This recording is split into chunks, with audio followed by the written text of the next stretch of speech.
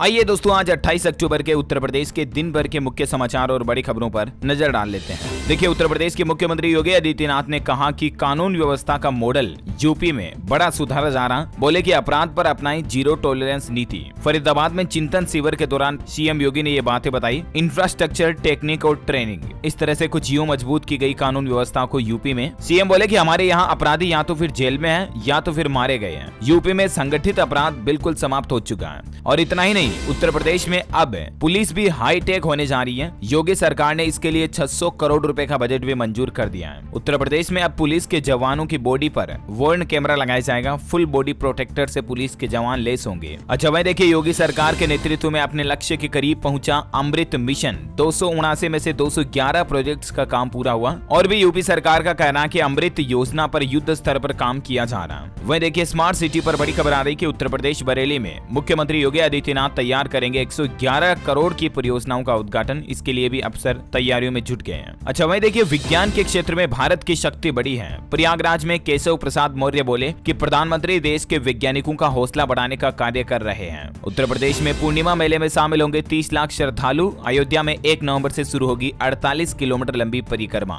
UP Agra में सीबीटीसी system से दौड़ेंगी metro ट्रेनें। मेट्रो प्रायोरिटी कॉरिडोर के वायाडक्ट में सिग्नलिंग का काम भी हुआ शुरू। यूपी गाजियाबाद में जनवरी 2023 से बनेगा अंतर्राष्ट्रीय क्रिकेट स्टेडियम। बिजली लाइन शिफ्टिंग की अड़चनें हुई खत्म। 400 करोड़ की लागत से होगा यह निर्माण और इसमें एक साथ 45,000 दर्शक मैच देख सकेंगे। इतना बड़ा अंतर्राष्ट्रीय क्रिकेट स्टेडियम बनाया जाएगा न्यू ईयर जनवरी 2023 से। अच्छा, इस बार उत्तर प्रदेश में गढ़ मेले में पशु मेला नहीं लगेगा। एंट्री भी बैन रहेगी। अभी पशुओं में, गायों वगैरह में लंपी वायरस बहुत ज्यादा फैल रहा ना, तो इसके चलते वेस्ट यूपी में इस बार सुना ही रहेगा गंगा स्नान मेला। किसान गंगा स्नान करने मेले में आएंगे लेकिन पशुओं को साथ में नहीं लाएंगे। वहीं देखिए, यूपी नोएडा की MP1 रोड होगी सिग्नल फ्री। 10 साल पहले बनी थी एलिवेटेड योजना और अब हो रहा है इसका ड्रोन सर्वे और इससे लोगों को ट्रैफिक जाम से निजात मिलेगा। अच्छा, छठ पर्व की शुरुआत भी हो चुकी है। आज नहाए खाए हैं और आज से छठ महापर्व की शुरुआत हो चुकी है। 4 दिनों की पूजा के लिए घाट भी बनाए जा रहे हैं और इस व्रत में कई महिलाएं 36 घंटे तक निर्जला व्रत भी रखती हैं। लेकिन इतने लंबे समय तक आपको निर्जला व्रत नहीं रखना चाहिए, बिना भोजन के भले ही रख सकते हैं। वैसे छठ महापर्व की सभी देशवासियों को हार्दिक शुभकामनाएं हमारी DLS न्यूज टीम की तरफ से और पर्सनली आपके अपने DLS भाई की ओर से भी सभी देशवासियों को छठ पर्व की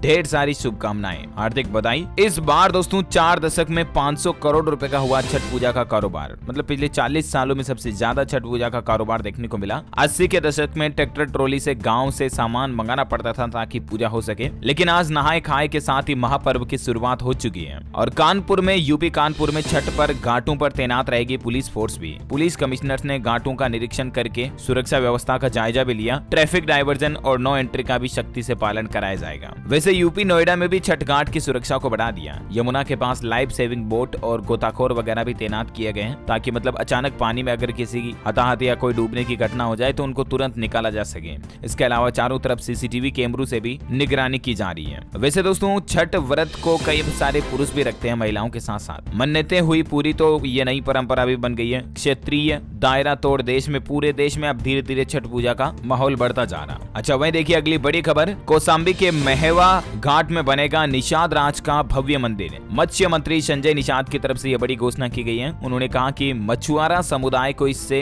कई नई योजनाओं का लाभ मिलेगा। वहीं देखिए 30 अक्टूबर को देवबंद में होगा 4500 मदरसा संचालक का सम्मेलन। सर्व समाज के धर्म गुरु सहित गणमान्य लोग रहेंगे मौजूद। देश में आपसी सद्भाव बढ़ाना इसका मकसद होगा। उत्तर प्रदेश अलीगढ़ में श्रमिकों के बच्चों को मिलेगी आर्थिक मदद। प्रोफेशनल कोर्स कराने के लिए सरकार देगी 1 लाख रुपए तक की सहायता राशि। जी हाँ, उत्तर प्रदेश के श्रम आयुक्त शिया राम की तरफ से बताया गया कि श्रमिकों के बच्चों को लगातार आर्थिक सहायता राशि दी जा रही है। और इसमें कहने का मतलब ये है दोस्तों कि अगर श्रमिकों के, मजदूरों के बच्चे अगर कोई बड़े प्रोफेशनल कोर्स की पढ़ाई करते हैं तो उसके लिए यूपी सरकार 1 लाख रुपए एक मुश्त सीधे उनके खाते में भेजेगी। 12वीं बाद अगर प्रोफेशनल कोर्स या कोई डिग्री लेते हैं तो। अच्छा, वही देखिए उत्तर प्रदेश में सीतापुर जेल में 900 बहनों ने भाइयों को लगाया टीका। भाइयों से निःशुल्क मिलकर लंबी उम्र की कामना भी की। जनरली जेल में मुलाकात का शुल्क 5 रुपए होता है, लेकिन भाई बहन के मौके पर इसको बिल्कुल फ्री भी कर दिया था। वहीं देखिए प्रशासन की कुछ लापरवाही भी सामने आ रही है। 3 दशक यानी कि 30 साल बाद भी नहीं भरा गया भोजपुर बांध का गेप,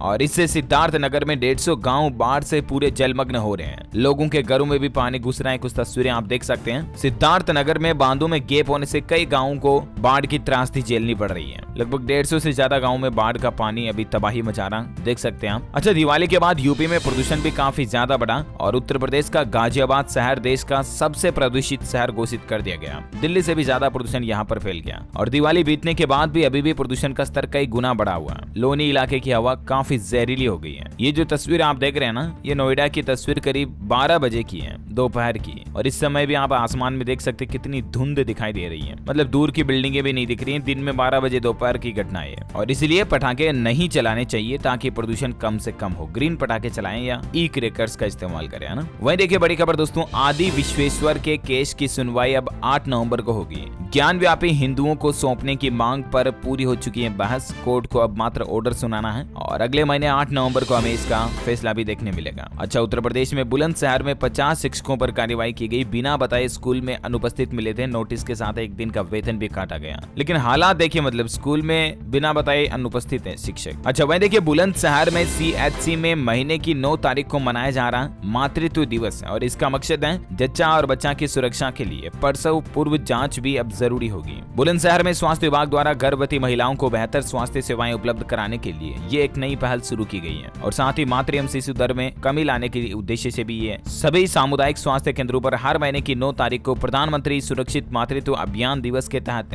गर्भवती महिलाओं के यानी कि माताओं बहनों के प्रसव पूर्व जांचें की जाती हैं। वहीं देखिए दोस्तों, यूपी गोंडा में मिले डेंगू के 42 नए मरीज। सितंबर में बुखार के 1200 नए मामले सामने आए थे। सीएमओ बोली मरीजों की कराई जा रही टेस्टिंग व स्क्रीनिंग। उत्तर प्रदेश के IPS अफसर को राजस्थान पुलिस की कमान सौंपी गई। उमेश मिश्रा होंगे राज्य के नए DGP। राजस्थान राज्य में इनको DGP बनाया गया। वहीं देखिए उत्तर प्रदेश रोडवेज की नई BS6 बसों में तेल की अब 2 टंकियां होंगी। इसके अलावा इनमें एक सिस्टम ये भी होगा कि 10 लीटर से कम हुआ अगर डीजल तो बसों के पहिए भी रुक जाएंगे, थम जाएंगे। दरअसल यूपी रोडवेज के बेड़े में कुछ इस तरह की नई BS6 बसें शामिल होने जा रही, जिनमें एक तो बसें डीजल से चलेगी। इन बसों से निकलने वाली जहरीली gas nitrogen, carbon dioxide, sulphur, इनका उत्सर्जन खत्म कर देगी। वायुमंडल में प्रदूषण भी कम होगा। अच्छा, वहीं देखिए दोस्तों, यूपी में शुरू हुई सुबह शाम की ठंड। तापमान में करीब 10 डिग्री की गिरावट देखने को मिल रही। दोपहर का पारा भी 28 डिग्री तक पहुंचा। इस बार ठंड की शुरुआत मौसम विभाग का कहना है कि 15 दिन पहले से ही हो जाएगी। और पेट्रोल डीजल पर भी लेटेस्ट अपडेट आ रहा है कि यूपी में महंगा हो गया पेट्रोल डीजल, बिहार में आज सस्ता हुआ। क्रूड ऑयल की कीमतों में उतार चढ़ाव के चलते पेट्रोल डीजल की रेटों में यह बदलाव देखने को मिला। और अभी उत्तर प्रदेश में अलग अलग जगहों पर देख सकते हैं आप। यूपी के गौतम बुद्ध नगर जिले में पेट्रोल 34 पैसे महंगा होकर अभी 96 रुपए 92 पैसे प्रति लीटर चल रहा और डीजल 33 पैसे बढ़कर 90 रुपए 8 पैसे प्रति लीटर महंगा हो गया। और बिहार में इस तरह से कितना सस्ता हुआ है इसकी भी जानकारी आप देख सकते हैं। यूपी के अलग अलग शहरों का बदला हुआ नया रेट भी आप देख सकते हैं। नोएडा, लखनऊ, पटना, गाजियाबाद वगैरह वगैरह में। और बाकी दिल्ली, मुंबई, कोलकाता, चेन्नई में अभी पेट्रोल डीजल का रेट लिस्ट क्या चल रहा है वो भी आप देख सकते हैं। ओके, वहीं देखिए यूपी के मुख्यमंत्री योगी आदित्यनाथ आज से 2 दिवसीय हरियाणा दौरे पर निकल चुके हैं ऑलरेडी। चिंतन शिविर में शामिल हुए। 27 और 28 अक्टूबर के लिए वो हरियाणा दौरे पर हैं और इस दौरान उन्होंने KGMU में नए शल्य चिकित्सा विभाग का लोकार्पण भी किया। थोरेसिक और वस्कुलर सर्जरी का अलग से डिपार्टमेंट भी होगा। यानी कि उत्तर प्रदेश के लखनऊ में रहने वाले लोगों को अब बहुत सी बीमारियों का इलाज कराने के लिए दूसरे शहरों में नहीं जाना पड़ेगा। अब उत्तर प्रदेश में कई बड़ी बड़ी बीमारियों का इलाज हो पाएगा, जैसे कैंसर, फेफड़े, छाती, नसों से जुड़ी बीमारियां, सर्जरी इनकी आसानी से हो जाएगी लखनऊ में, है ना। क्योंकि लखनऊ में जो KGMU हॉस्पिटल है ना, वहां पर इस तरह का नया थोरेसिक और वस्कुलर सर्जरी डिपार्टमेंट खोला जा रहा और इसका उद्घाटन भी कर दिया CM योगी ने। और अंतिम अपडेट आ रहा है, यूपी का पहला सिलिकॉन वैली बनेगा नोएडा, क्योंकि 31 अक्टूबर को शुरू होगा डेटा सेंटर, जिसमें 50,000 नई जॉब्स भी मिलेगी इनडायरेक्टली या डायरेक्टली, ये भी कहना है गवर्नमेंट का। ओके दोस्तों मित्रों, तो इसी कड़ी में उत्तर प्रदेश के मुख्य समाचार, दिल्ली के टुडे ब्रेकिंग न्यूज का अपडेट वीडियो यहीं फिनिश होता है। वैसे आप मुझे कमेंट करके बताइए दोस्तों की आप यूपी के लिए अगला मुख्यमंत्री किसे देखना चाहेंगे, CM योगी आदित्यनाथ को ही या किसी और शख्स को। आपकी क्या राय है, क्या विचार है, कमेंट करके बताइएगा मुझे। इस वीडियो को लाइक और शेयर करना, हमारे चैनल DLS न्यूज को सब्सक्राइब करके बेल आइकन जरूर दबा देना, ताकि आपको रोजाना के ताजा अपडेट्स और काम की खबरें तुरंत आपके मोबाइल पर मिलती रहेगी। Thank you, take care, good bye, जय हिंद, जय भारत, वंदे मातरम।